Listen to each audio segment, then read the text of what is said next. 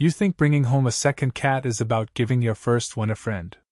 That's what everyone says, right? Double the cuteness, built-in companionship, problem solved. But what actually unfolds in those first few weeks is something most owners are completely unprepared for. And the part that surprises people the most? It's not the hissing. It's not even the hiding. It's the thing your first cat does that makes you question if you made a terrible mistake. Nearly every multi-cat household goes through it, and almost no one warns you it's coming. So let's pull back the curtain on what really happens when you bring that second cat through your door, starting with the very first 60 seconds. 1. The first reaction reveals what you never knew about your cat. The moment that carrier enters your home, something shifts. You've seen your first cat every single day, maybe for years. You know their routines, their favorite spots, their personality down to the smallest detail. Or so you thought. Because the cat that appears when that new cat arrives, that might be someone you've never actually met before. Some cats puff up twice their size, back arched like a Halloween decoration. That's fear and adrenaline taking over their whole body. Others go completely silent, slinking low to the ground like they're trying to disappear into the floor. And then there are the ones who charge straight at the carrier, not to attack, but to investigate, no hesitation at all. Here's what most people get wrong about that first reaction. They think it tells you if your cat will accept the newcomer or not. They see aggression and panic. They see curiosity and relax. But that initial response isn't a prediction.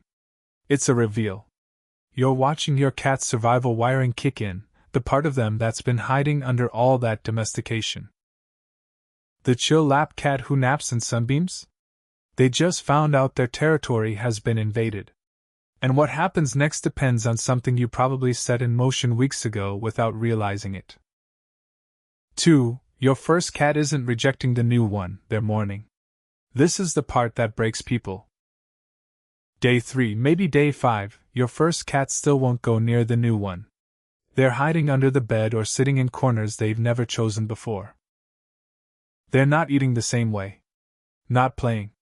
Not even looking at you like they used to. And the thought creeps in, did I ruin everything? Here's the truth no one tells you. Your cat isn't just reacting to the presence of another cat. They're processing loss. Because the world they understood, the one where they knew every sight, every smell, every sound, where you were predictably theirs, that world just ended. Cats are territorial, yes, but it goes deeper than just space. Their whole sense of safety is built on consistency. The same bed in the same corner. The same food routine. The same human coming home at the same time. Everything in its place, including them. Then you bring home a living, breathing disruption to all of it. A new scent flooding every room. Strange sounds coming from behind closed doors. Your attention suddenly split. To your first cat, this isn't addition. It's subtraction. And what looks like rejection is actually grief. They're mourning the life they had yesterday, the one they didn't know they were about to lose. So when they sit with their back to you, staring at the wall, that's not anger. That's a nervous system trying to recalibrate everything it thought was permanent. 3. It was never about whether they'll get along. Ask anyone about introducing a second cat and they'll tell you the same thing. Keep them separated. Slow introductions. Feed them on opposite sides of the door. Swap their scents. Let them see each other through a gate. All of it designed to answer one question: will they get along? But here's what that question misses. Cats don't operate on human friendship. They're not looking for a buddy to share secrets with or a companion to cure loneliness. Cats build something closer to a treaty. A working arrangement. An agreement about who gets what space, who eats first, who sits where. You're not trying to make them best friends. You're trying to help them build a functional colony. And that doesn't happen in a week. The cats that curl up together in month 6? In week 1, they probably wouldn't share the same room. The ones grooming each other by the window? In the beginning, one of them was hiding in the closet. Getting along isn't a light switch. It's a language they have to learn together, one cautious sniff, one meal near each other, one shared nap in separate corners at a time. So if your cats aren't cuddling by day 10, that doesn't mean failure. It means they're right on schedule. And if you're starting to realize just how much is happening under the surface that you can't see, do me a favor. Hit that like button and subscribe to Whisker Wisdom so we can keep decoding the signals your cats are sending every single day. 4. The hierarchy forms and gestures most people never notice. You're watching them closely now, looking for signs of progress or disaster. And you're probably focused on the big moments. Did they hiss when they passed in the hallway? Did one swat at the other? Did they eat without a fight? But while you're watching for explosions, the real negotiation is happening in movements so small you'd miss them if you blinked. Watch who enters a room first, and who waits at the threshold. That's not politeness. That's rank. Notice who gets the high perch by the window and who settles for the chair below. That's territory being divided in real time. Pay attention to who breaks eye contact first when they stare each other down. That's status, decided in silence. One cat might walk past the other and flick their tail just slightly to the side.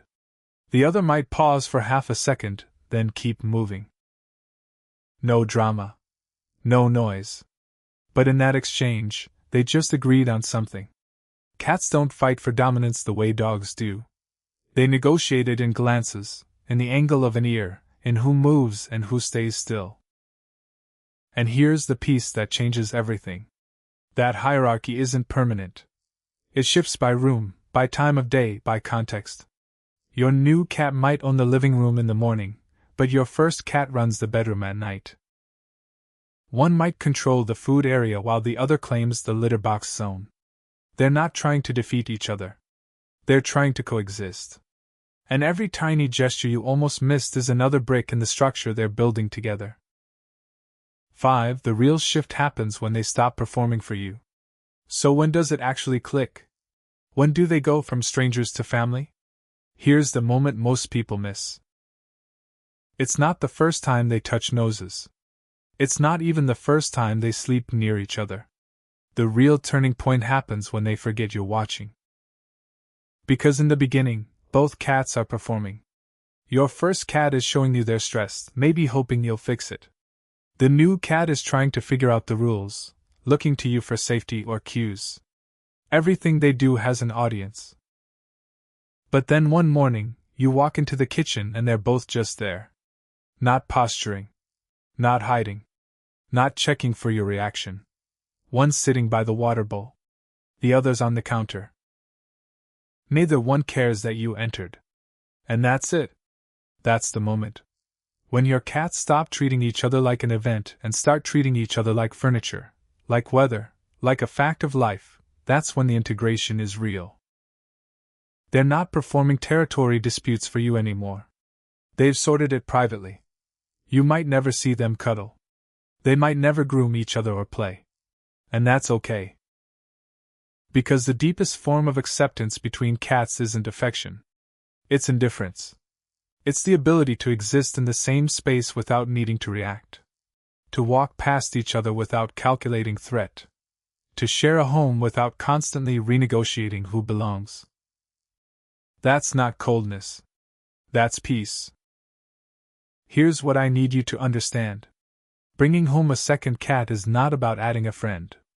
It's about breaking and rebuilding a world. Your first cat's world shatters the moment that carrier comes through the door, and what you're really doing in those first few weeks is helping them construct something new. Something bigger. Something they didn't ask for but can learn to live in. And the timeline? It's not 2 weeks. It's not even 2 months. For some cats, it's 6 months before they relax. For others, a full year before the hierarchy feels solid. That's not abnormal. That's biology working exactly as designed. So tonight, when you see them in separate rooms, or catch one staring at the other from across the hall, you'll know what you're actually looking at. Not rejection. Not failure. Just two creatures doing the slow, invisible work of becoming a family. And that work, That quiet negotiation happening in every glance and every cautious step, that's not a problem to solve. That's the whole point.